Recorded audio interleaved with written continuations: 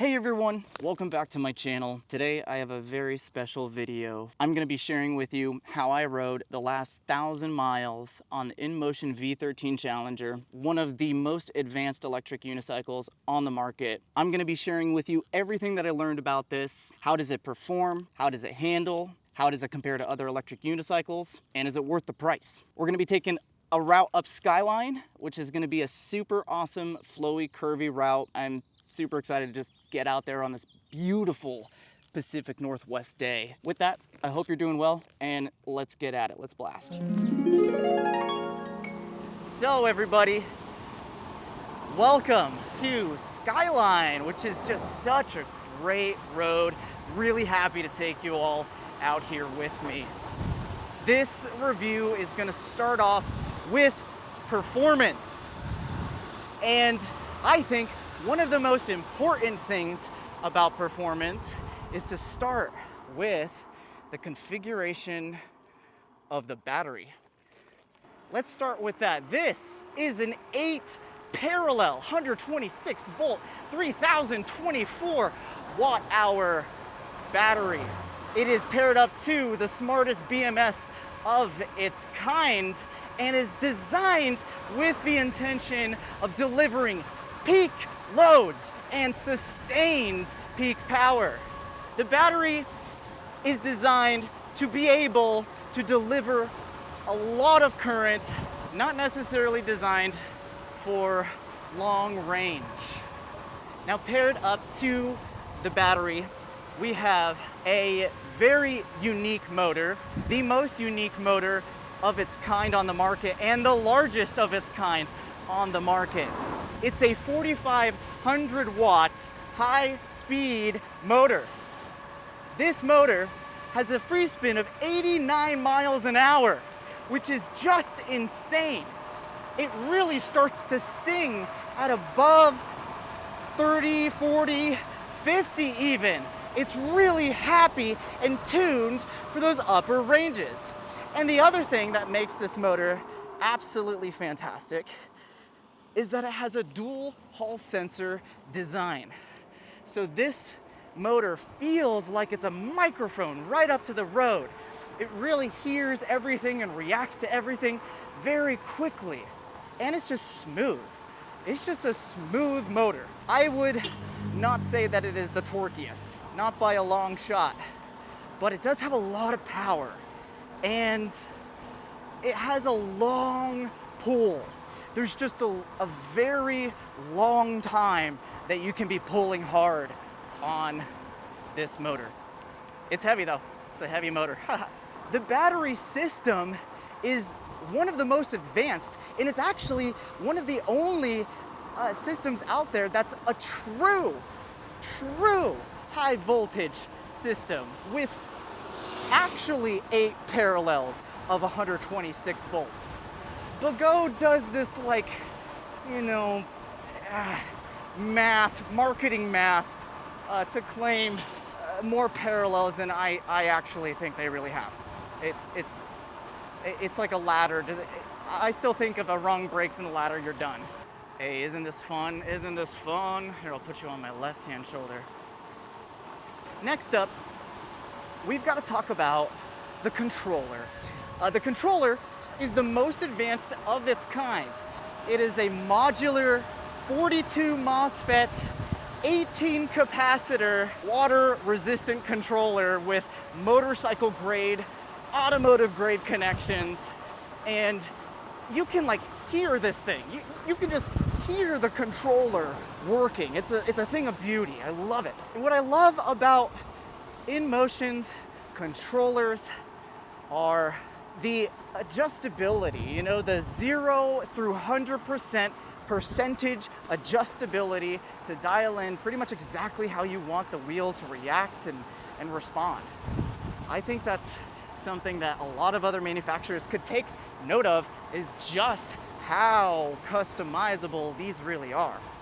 So this controller is phenomenal. You can tell there's so much headroom. It must have been a stupid amount of R&D to put together a controller like this, and it makes sense because they're going to use it in a lot more of their future products. So they just wanted to kind of go all in and develop this Raptor controller with tons and tons of headroom. But just look at the view. Can you believe it? Can you believe it? It is a gorgeous day. How's it going over there with you? What's the scoop? How are you? How's your wheel? Woo, right on. Just to recap, the last little bit, I was talking about battery, high voltage, lots of parallels, waterproof, designed for peak load.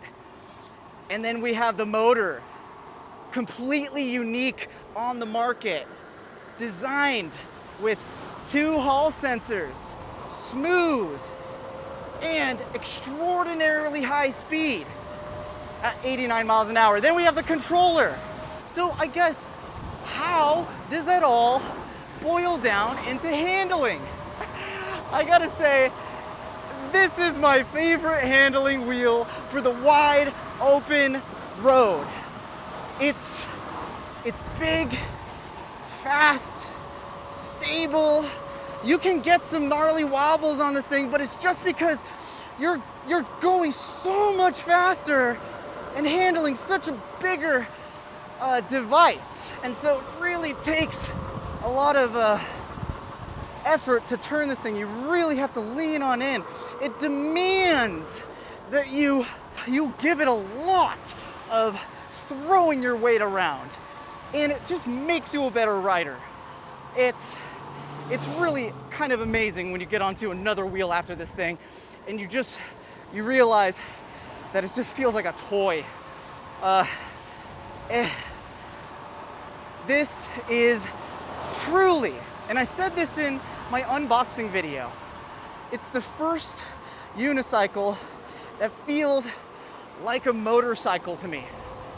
This suspension is designed to have no slopper play. Yeah, it's only got like, what, 80, 90 millimeters of travel, but it's got a fast response. So when you're cornering, you really want a fast response because you don't want the tire to be off the ground when you're cornering. So I really like how this suspension is very communicative. It does not have any slopper play, left, right, forward, back, up, and down. Yeah, handling. How does it handle? Well, to summarize, it loves long, big, sweeping curves, and it's so stable in those big, long, sweeping curves.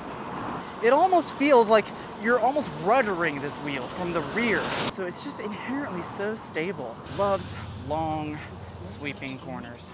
St. John's Bridge, everybody. This is one of the prettiest bridges in the world. It was designed by the same architect that did the Golden Gate Bridge. And in fact, this is the precursor to the Golden Gate Bridge. So please, take it in. Take it in. Yeah. I mean, the handling of this thing, it's just tuned for, again, open road. Fast response suspension. Lots of high-speed stability, cornering stability, and it's the only unicycle that completely defies the bike lane. It's just, you don't even think about the bike lane on this wheel. It just wants to do open road. You know, I hope that gives you like an idea of the handling. It's not going to be a super nimble wheel, although albeit it does pretty good at low speed just because it's so well balanced. But we're going to go underneath the St. John's. This is one of the coolest parks. In fact, you have probably seen this park. This is like a Instagram famous park. Oh, they're like redoing it. Wow, they refinished all of this concrete. That is the Instagram view I was talking about. Oh my God. In off-road conditions, this thing can handle its own, but it just, you know, it's like, it's grumbling at you. It's like it wants the open road. And it kind of presents a little bit of like an interesting design challenge paradox. It loves the open road. It loves high speed. It loves, you know, tons of stability and cornering and all that stuff. But it's not exactly like the longest range wheel. It makes up for it because it is truly designed to fast charge at like 14.5 amps. Yeah, you can put power pretty quickly into this thing, but it's kind of an interesting question as to like why it didn't fit more battery. Yeah, and everybody knows about that too. It's like honestly a small downside. But if you're into like super long range and stuff, like the Martys out there, this is not it. This is like, I would say like medium length, fast touring, but it's really good at that. Isn't this bridge crazy? Yeah, super cool. All right, I'm gonna check my notes and see what I forgot. Let's do it. Yeah, I like how this thing performs. I like how it handles, and it's not gonna be for everybody. I think it's time to talk about the point of diminishing returns and the price point of these things. I think that you can get, 75% of the fun, or even 80% of the fun out of something like an M10, But to get, the extra 5%, and then the extra 5%, and then the extra 5%, each and every time, seems like it's like another $1,000, At this price point, at, $4,000 now, 4,600 later, my God.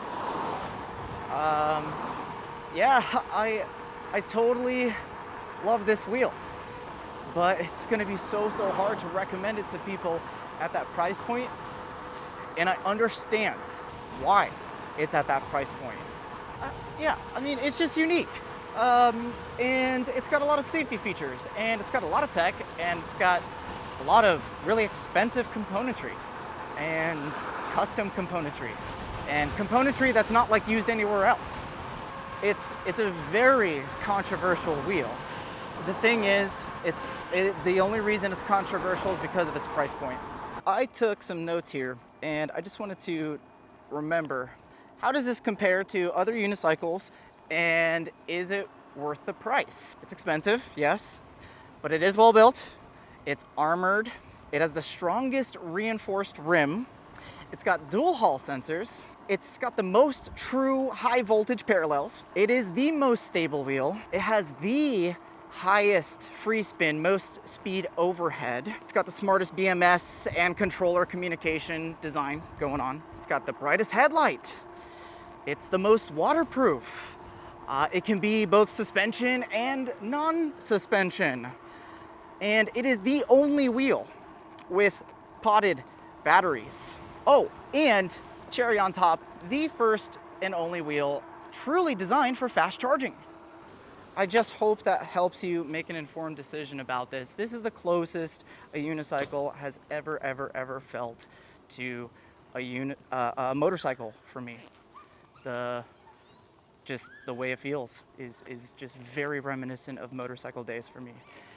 I just think that it actually is kind of a decent value. And I know all the keyboard warriors out there are gonna ride up a storm. This wheel is just totally novel, doesn't ride like anything else. And that's really cool that we still have room. We still have room and capacity for these things to get cooler and cooler and cooler. Yeah.